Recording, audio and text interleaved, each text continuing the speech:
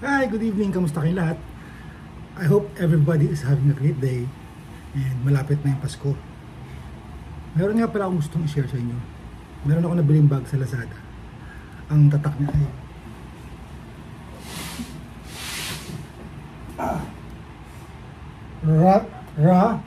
Razahuahu. Parang ganun. Anyway, kasi ngayon galing tayo nag-grocery tayo sa Save More hypermarket. Ngayon lang ako natuwa sa lahat-lahat ng purchase ko sa Lazada. Why? Itong 10 liter na to, 10 liter bike bag or carrier luggage bag na pang bike, I think mas na-exceed pa niya yung 10 liters na capacity. Ang laman nito ay yung rekado natin sa paggawa ng pasta tonight. And then some beverages. And t-shirt and my hat. Tapos, nabasa ko na rin to sa ulan. Nakaraan kasi, ayat nag-ride out ako.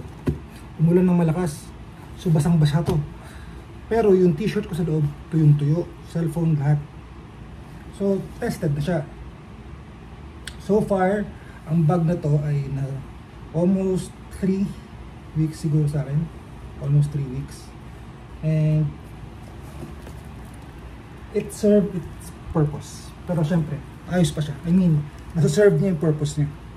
So, sulit na sulit. Kasi may mga bags na branded na pang-bike din. Medyo almost the same price na ito. Pero mas mura to syempre. Maybe around 2 to 300 pesos. Ayun naman kasi nag-range ng mga 1,000 plus to almost 2,000 na rin. Na same price, same capacity. Pero almost the same appearance. Pero almost half the price ay sulit tayo dito sa nabili natin sa Lazada.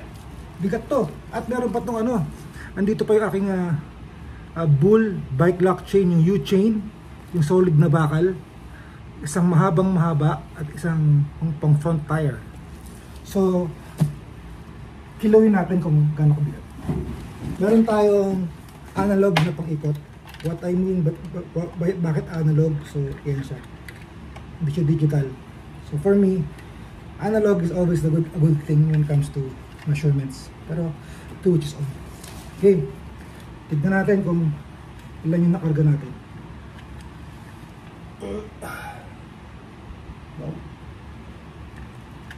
So, in total, ang laman ng bag na to ay 5, 6, 7 kilos.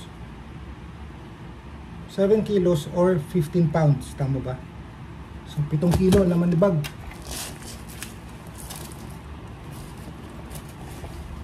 And, habang nag-ride, syempre, huwag kayong hataw na parang Fast and the Furious ang datingan. Of course, kahit secured to sa likod ng bag nyo, kahit secured to sa likod ng bikes nyo, kasi may straps to eh. Yan. Huwag kayong pag-gewang-gewang, para nakikipagkarera kasi it will go out of place dun sa likod eventually.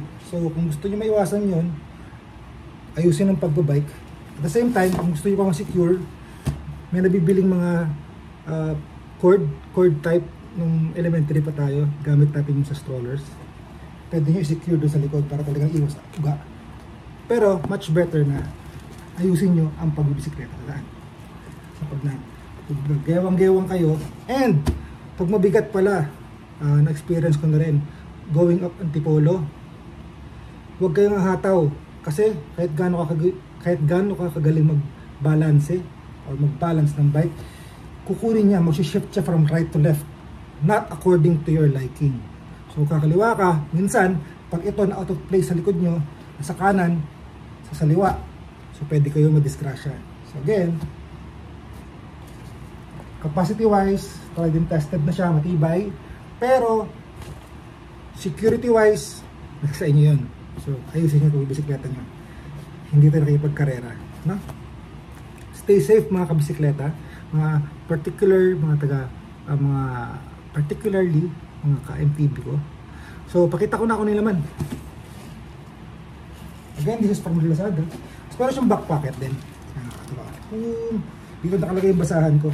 Para pag umulan, punasan natin yung bisikleta natin. Para pag umulan, punasan natin yung bisikleta. Okay, let's go. Siyempre, hindi mo magagawa yung ganitong pag-pack pag hindi ka maayos mag-pack. Here's my hat.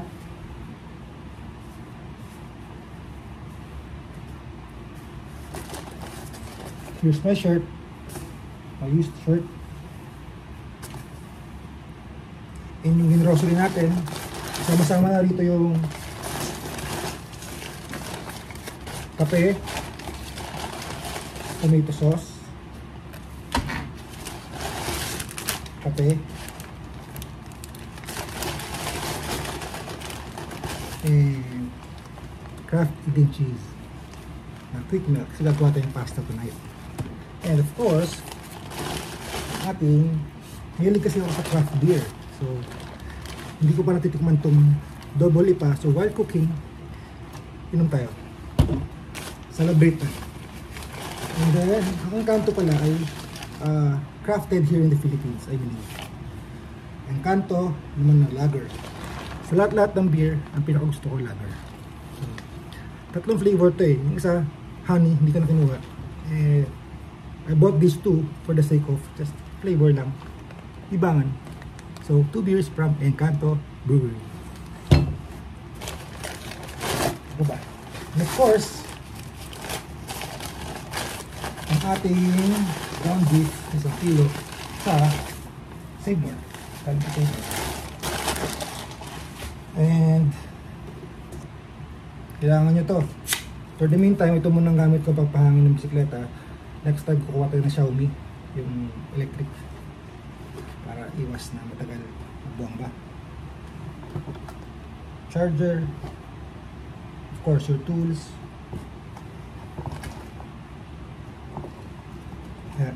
Yung binigay na rosary dun sa Antipolo, yung bumili tayo ng sumat, binigay na natin libre. Tapos yung nagpa-bless tayo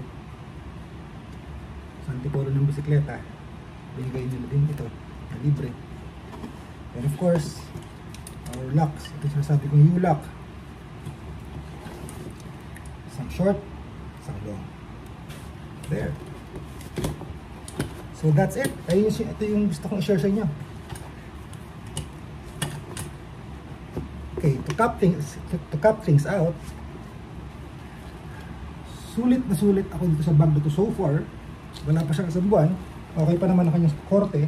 And ang katawan pala nito ay parang hard plastic. Yung texture niya parang ito yung ginagamit sa mga medyo may mamahaling semi-hard case na electric guitar cases. Parang ganun yung texture. So tingin ko okay ito. Meron pocket din para sa mga kung ano man ilalagay nyo. Ako nilalagay ko ay yung mga charger cables. Sa loob, may side pocket, may side mesh pockets. Yan. Hindi na makikita yan. Dalawa yan. So yan. Thank you for staying and thank you for watching sa aking sinishare. And I hope to see you again next time. Till again, have an almost Merry Christmas na ahead of you. Malapit na.